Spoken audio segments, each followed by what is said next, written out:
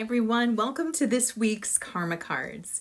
So energy-wise, we have a big weekend coming up. On June 3rd, which is the Saturday, we will have a full moon in Sagittarius. And so you might already be feeling this energy building up. Some people do great with full moons, some people it's so-so. Some people just, it's too much. Just the energy is too much. And for some of us, it's dependent on which sign it falls in. Sometimes the sign that it falls in, the sign that the moon falls into, and in this full moon, it'll be Sagittarius. Depending on what sign it falls into, it might be more favorable than others. So some tend to strengthen where others tend to feel draining. With Sagittarius, if you're a fire sign, you're probably going to feel good in this energy, but I kind of feel like maybe everybody will feel a little bit of that good energy because the planetary sub-ruler of the upcoming full moon is Jupiter. Jupiter rules over Sagittarius, and Jupiter is the great benefic. It's the expansive planet, and it's in a really grounded sign right now, sign of Taurus, and so it's focusing on values, on what makes you feel good, right? So with Jupiter being in Taurus right now, and Taurus is ruled by Venus, and Venus is the other benefic planet. So there is this kind of nice chemistry that happens there where it's focusing on what you value, working hard, expanding. It's like expanding what you do. It also has to do with relationships and money, Taurus, and sensuality. So there's an expansion of these topics naturally with Jupiter being involved, and Sagittarius activates the higher mind.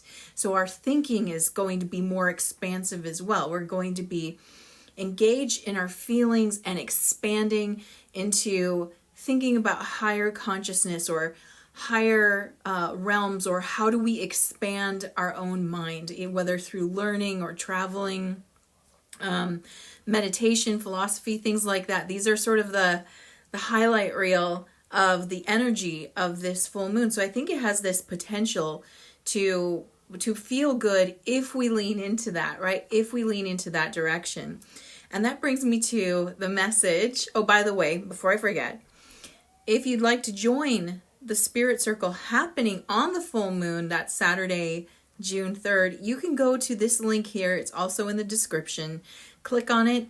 Get a seat, join us for the full moon in Sagittarius, and do psychic Q&A with me afterwards. So that sounds like something that feels really aligned to you. I'd love to see you there. Go ahead and go to that link and check it out. But getting back to the message and how it connects to this expansiveness and moving the mind up into higher realms of consciousness or higher densities, right? Because with ascension, it's all about moving consciousness into higher densities. And a density is the rate at which consciousness vibrates. So we're already in fourth density now. We're in this, and it's fourth density, as you know, it's interesting because it's a transient state. It's between the physical and the supernatural, if you will, in a way. It's the bridge between the two, fourth density. But where the mind really is going is to that 5D. That's why you hear a lot of people talk about 5D or fifth density, because that's the next solid plane to move to. And so our consciousness is moving up. And when we're moving into 5 density, we're moving, fourth density is about love and the lessons of love. And fifth density is about taking those lessons of love and combining it with wisdom. And so that fits so beautifully in with Sagittarius and Jupiter. They love focusing on that.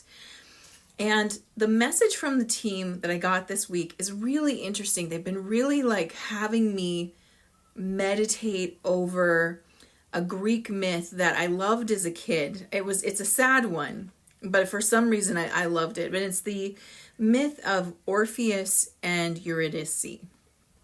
That's a really hard one to say. And I'll explain that myth to you in a second. But the message is about commitment and faith and where it is you're going, right? So I love helping people determine where they're going. What is your goal? What are you reaching towards? That's your destiny. And I love to help people identify it and create a game plan to move in that direction. What they're asking us now is, what are you committing to? And do you have faith in it, right? Because these things, as part of the journey to your destiny, will absolutely be tested. We will be tested to see if we are truly committed, if we have faith, and if our mind is in the place that will take us all the way there. And you know this. You know when you've been in a position where you've manifested something, where you put all your energy into it and you focus the mind, and the mind was visualizing the outcome. It's dedicated to the process. It woke you up every day excited to do it. And you know that when you've achieved that, you're like, I know I could do this because I was committed to that process. And in smaller instances, this can be easier to achieve. And that's why most people can create sort of small wins. And it's the bigger win that they get kind of,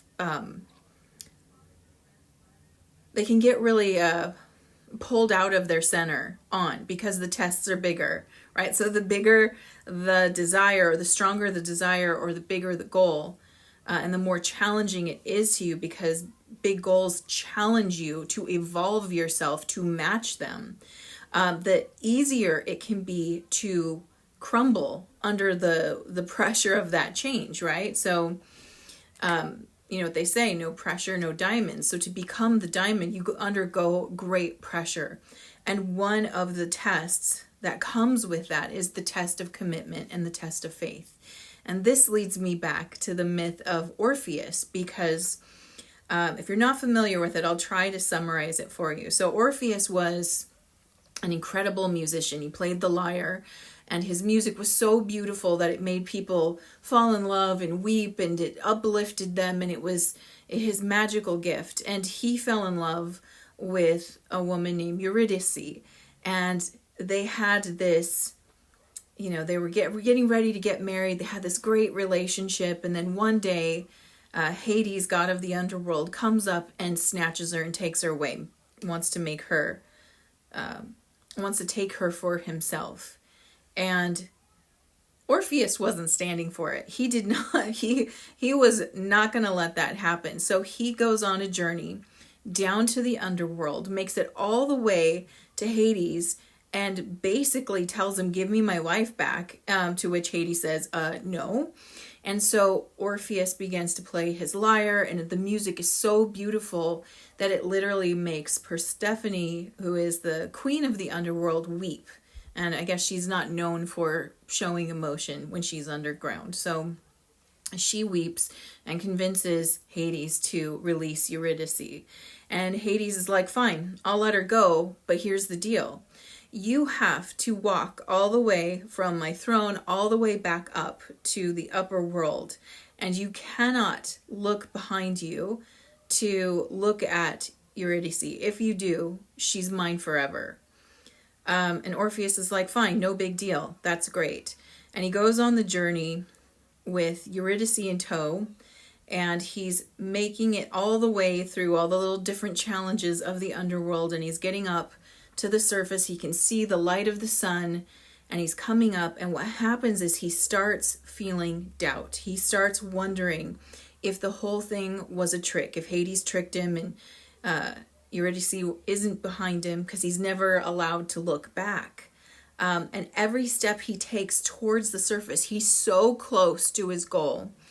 And every step he takes, the doubt sinks in deeper, and he's like, that God's a trickster. He's probably laughing at me right now. And on the last step, he just can't take it, because he's like, what if I did all this and nothing happened? So he turns around, and there's Eurydice. And she's looking at him, and she's like, I'm sorry, and gets sucked all the way back down. And that's the end of the tale.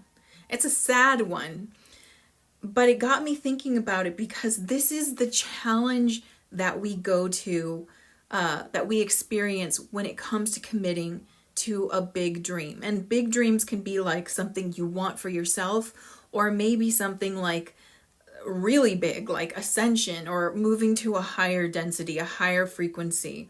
You know, in the beginning of the journey, when you discover something like this, you learn about it and you feel it. You know, if it touches your soul, you're like, yes, this is what I've been feeling. I sense that this is true. I don't have any, you know, physical proof to point to, but there is a lot of, you know, when it comes to ascension as an example, there's a lot of writings about it, a lot of ancient writings that all kind of concur with each other. So we've got, you know, a knowledge that's passed down, but you can't see it with your eyes. You don't have a calendar date of when exactly this is going to shift. You can just feel it within yourself. You just know it to be true. And it's so easy that as you're like, so in the beginning, you're so pumped, right? You're like, okay, I'm going to raise my frequency. I'm thinking about the highest timeline. These are the things that are going to happen. I trust the process. I trust this plan.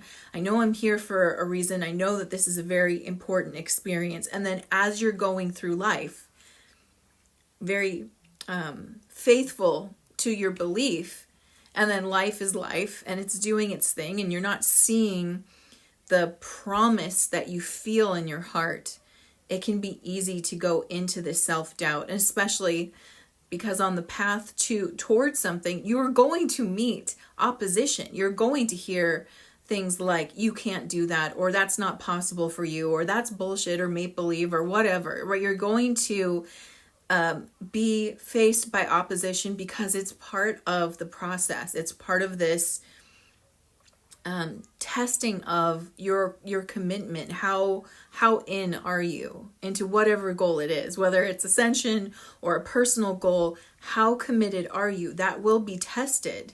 And it's not a test that something outside of you is putting on you, like, are you worthy of this? It's a test of the soul. It's coming from within. How aligned are you to whatever it is you believe you're moving towards? How much do you have your own back, right? That's coming into play. And do you have faith? Do you have faith in your intuition? Do you have faith in your dreams? Do you have faith in yourself? And these points will be tested as a way to see if you can withstand the fire of your own soul. And they actually talk about this in the Law of One too. When a soul has passed over, as an example, to find out which density the soul is actually a match to, they talk about this staircase of light, and you have guides next to you to help you so that you don't fall. But there's a staircase of light, and each step represents a higher level of consciousness, and at each step the light is brighter and more intense. And the soul, as they say, will naturally stop on the step that feels the most aligned. It won't go to one underneath it. It'll go to the highest step that the soul can withstand. It's like, I have all the energetic alignment to this step and no further, because what happens apparently is the soul will try, if you try to go further into the light, if it's too intense for you, you feel that, and it almost feels like it's too much to contain. And so in a way, that's a testing as well, right? That we're being tested there. Like, how much can you hold or stand? So when you are progressing, especially towards your destiny, and your destiny contains a lot, but I want you to think about it almost like a cell, is what my team shows me. See it like a cell. And at the cell is like the nucleus, right? At the very center, the core. It's the most intense. So your destiny encompasses everything you've already done. It's all part of it. Encompasses where you're at right now. You're already in your destiny. But the potential of you, your greatest potential, is like the core of a cell, and it's there and it's bright and you can feel it and you're pulled by it. And if you're called to move towards that, if you're like, oh my gosh, I just saw my potential and it is so amazing that I'm called to move towards it, in that journey, you will be tested for commitment and faith, because it's your own soul sort of testing its light, right? Just like the steps. So can I handle this much intensity? Can I handle this much evolution? And if I can pass these tests, I know that I'm moving into this great sphere of my potential. And the team is talking about this time period that when it comes to what you desire in life, whether it's a big desire or a small desire, you're being tested to see, can I hold this? Will I express this? Can I hold all the light that I feel? And the interesting part is that I want you to take from the story of Orpheus is that he was so close. He was so close to achieving that. And his self-doubt kicked in, and he just let it overtake him. And so one of the things that this energy at this time is talking about is that in order to have overcome that, he would have need to have been conscious of his thoughts. Where are these thoughts taking me? If he had that self-awareness to be like, oh my God, that's self-doubt. I am really, I'm breaking down right now. I've made this entire journey all the way up to these last steps, and now I'm going to give up. If he had had that internal conversation, he might have been able to have made it all the way to the surface and had achieved his destiny. In the book, The Art of War by Stephen Pressfield, he talks about the internal nemesis of all of us creators being resistance. We have this sort of nemesis. It could be our ego, but it has a resistance. And the closer we are to our own success, whatever that is for you, the greater the resistance, because the resistance has been with you the whole time. It's the thing that calls you away from it. It's the thing that makes you procrastinate or play small. And when the resistance wins, it's very quiet. It's very subtle. It's like if it can make you procrastinate or avoid things, you won't really notice it's there. It just does what it does, and it's quiet. But if you manage to overcome it again and again, the closer you get to the goal or the win, the louder it gets, because it knows that if you can make that last step, it will die. It will die. If you were Orpheus and you made it all the way to the surface, resistance is dead. You've won. And so our own resistance is also our greatest boss battle. It is the boss battle that we're all going to face inside of us on our journey to what we desire. So we want to know that our commitment and our faith are the things that resistance will test. Do you believe that you will achieve your desire? Do you have faith in yourself to grow and evolve and become the person you dream of being? Whether it's a great artist or a fantastic mother or an ascended being, whatever that is, do you commit to yourself? Do you have a deep faith, an unshakable faith that even when your resistance speaks loudest, the loudest voice in your head is you having your own back, believing in the power that you carry within? And if you do, you're going to win. And I'm so like, this message is so expansive. It's making me feel very big right now. So my team's been like playing that myth in my head over and over again, because I've felt recently, maybe it's just me personally, maybe it's the energy moving through, but we keep getting these waves of intense energy. We might have moved timelines again. I've heard people say that. It feels resonant to me. And no matter what's happening is it's being cleared out. The lower energies are being cleared out, but they don't go quietly either. They have a last thing to teach you or to say to you or to show you, like, did you overcome this challenge? Did you actually beat this self-defeating thought? Have you battled the resistance?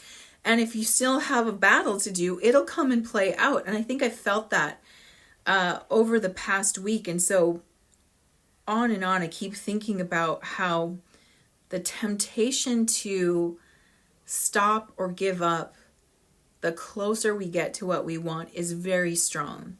And so my team just keeps going, remember Orpheus. He was so close, right? All he had to do was one more step.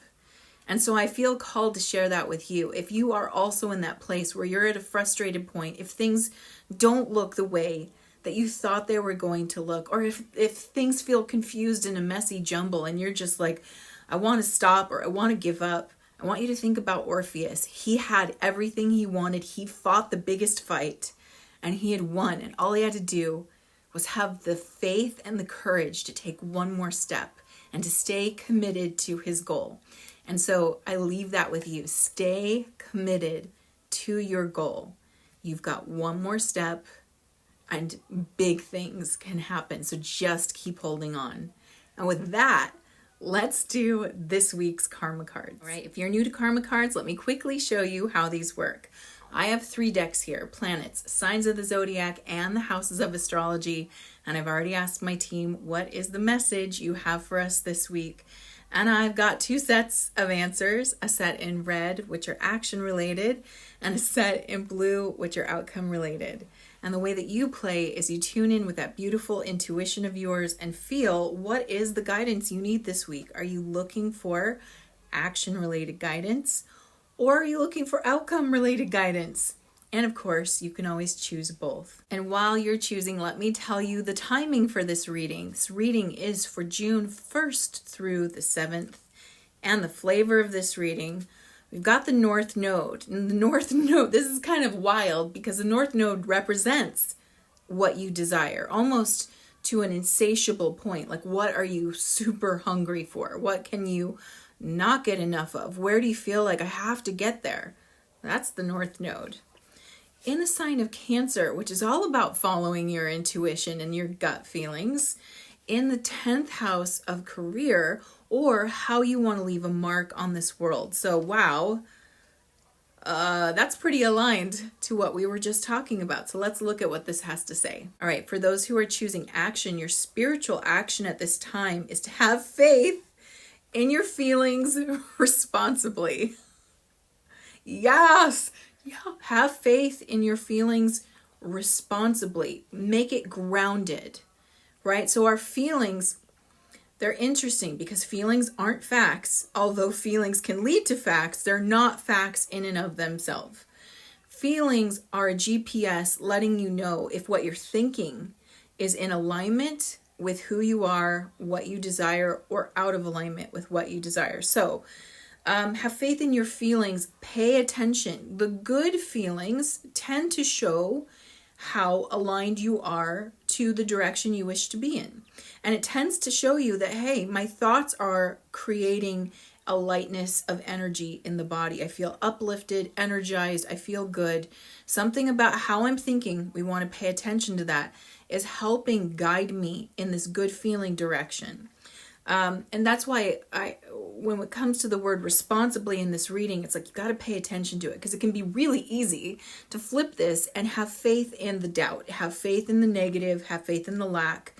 We have to ask ourselves more than just what am I feeling, but what am I thinking that's creating this feeling, right? If I'm feeling self-doubt, what are the thoughts? I'm not good enough. This is, I suck at this. These are the thoughts that would tear apart your feelings of confidence, right? So responsibly is the key word, because it's not that we're only ignoring, we're not ignoring bad feelings, but we are not putting faith in them. We're questioning them. Okay, why is that?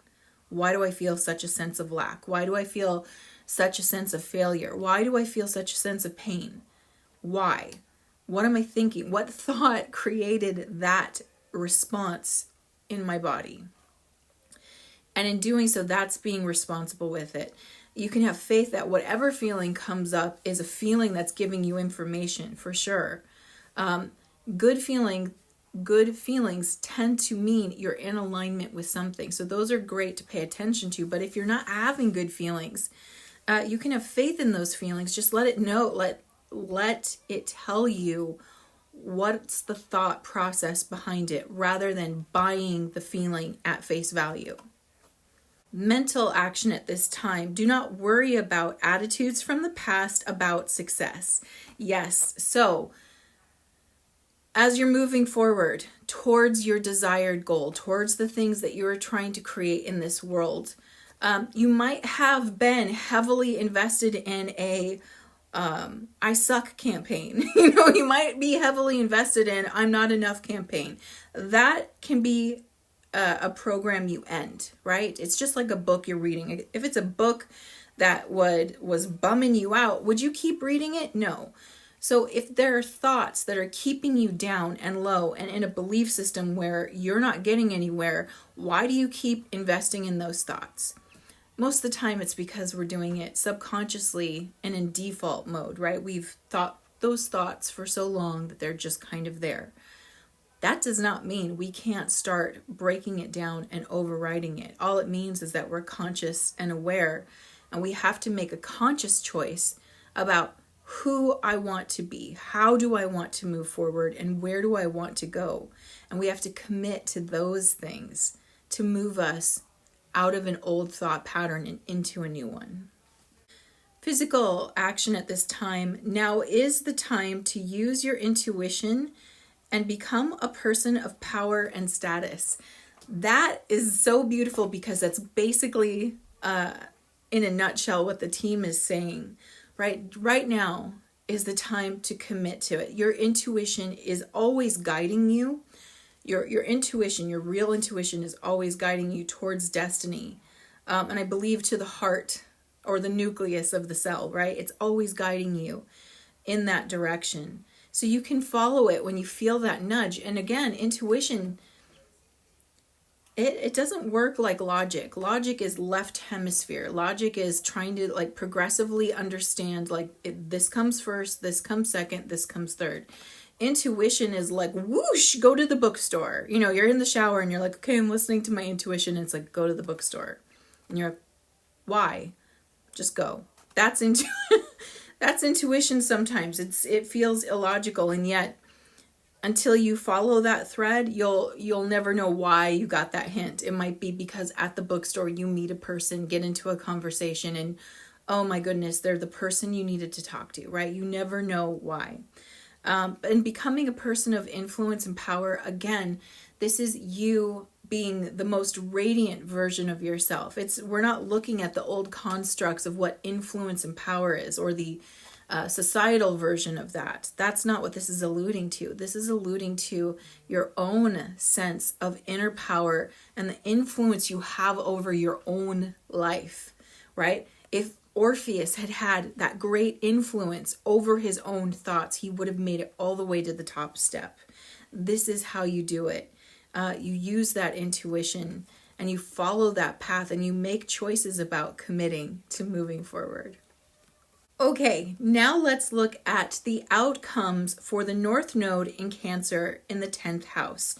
The spiritual outcome at this time, there will be intuition to protect your destiny. It's there.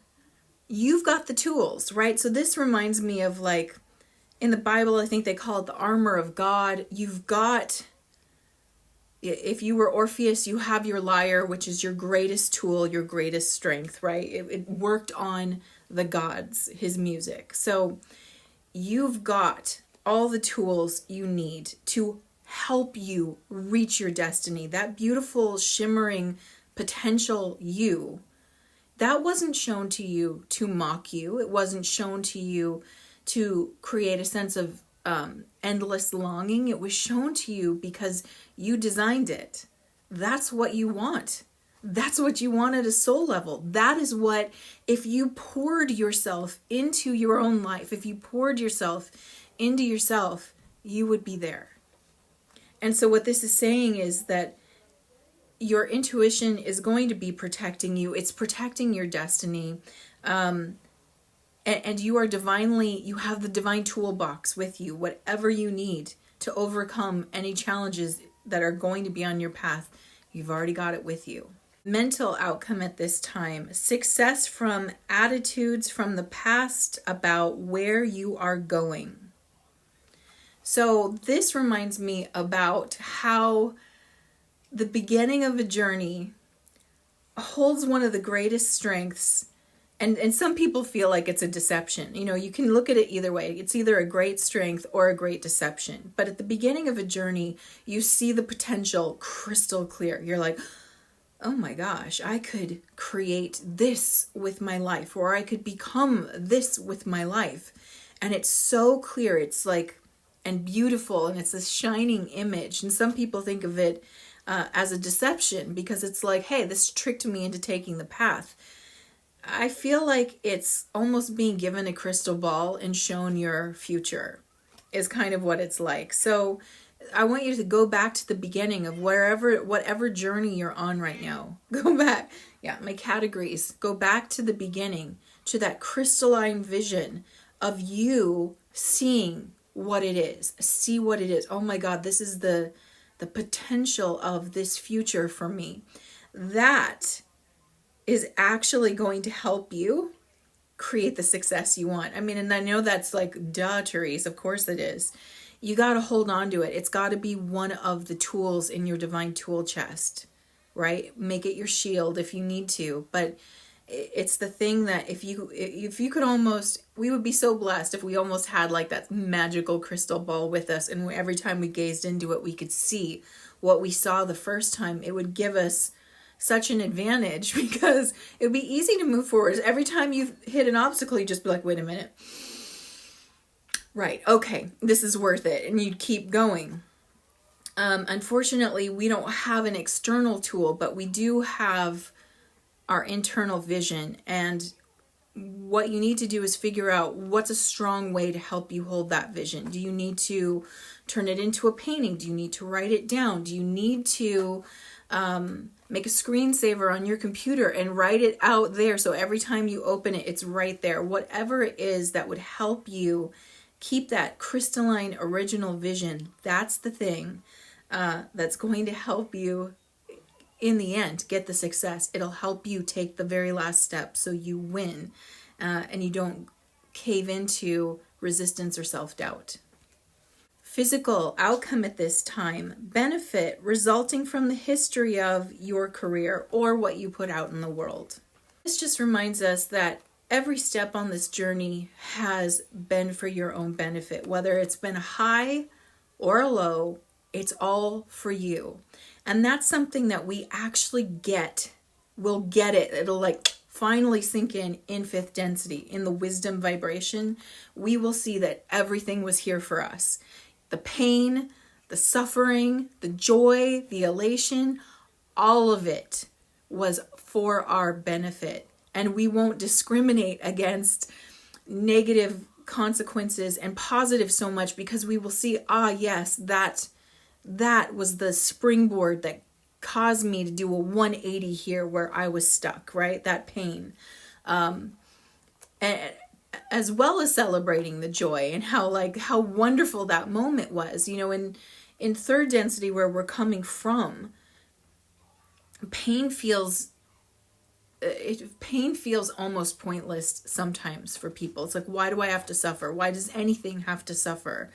And yet a lot of times it's kind of like with Orpheus, right? It was his perception.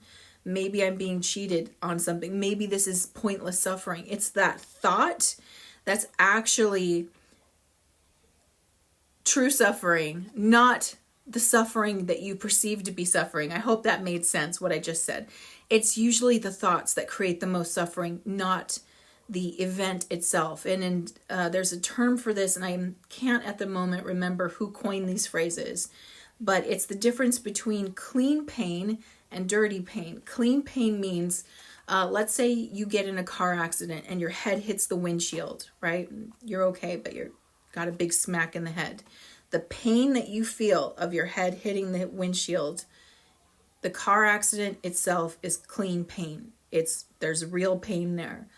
Dirty pain is the story you tell yourself about that car accident, right? Like, this person had it in for me. They're a horrible driver. I'm a horrible driver. I should never be on the road again. That's dirty pain. And that's the difference here, right? Is that the suffering in our life that we perceive, I would say, I'm going to go out on a limb and say 90% of it is dirty pain, and only 10% is actual pain or suffering. The rest is all happening up in here.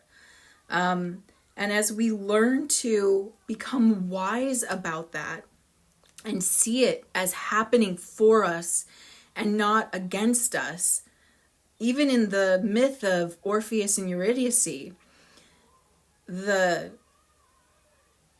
test that Hades put Orpheus through was for his benefit. It showed a level of maturity and trust. Now, it's hard, it also looks very cruel and unnecessary, right? But at the same time, it showed the conviction of his will. It let him know that his conviction wasn't fully locked in place. He didn't believe in himself and his journey enough. He didn't believe in the power of his music enough that the god of the underworld would actually set his wife free. He didn't believe in the power he held. And it showed up at the very last minute. And so even though it was a cruel test, the test still was to his benefit, because what does he need to do to grow? He needs to believe in the power of himself. If he gets that lesson, if we could go back and help him get that lesson, he could do it again all the way and achieve his goal, right? Same for us. So the places which we struggle or suffer are actually for our benefit as well. And in this period of time, I think we'll be blessed to see it. Kitty says, yeah. All right. So I hope that this message fires you up or opens your heart, expands you, gets you feeling expansive like Jupiter and ready to commit deeper to yourself and have a greater amount of faith in whatever it is that you are desiring to move to, because you've got all the tools you need, and all you have to do is commit deeper to your soul, have your own back, believe with all of your heart that you have the power to create it, because you really do. I'm sending you so much love. Mwah.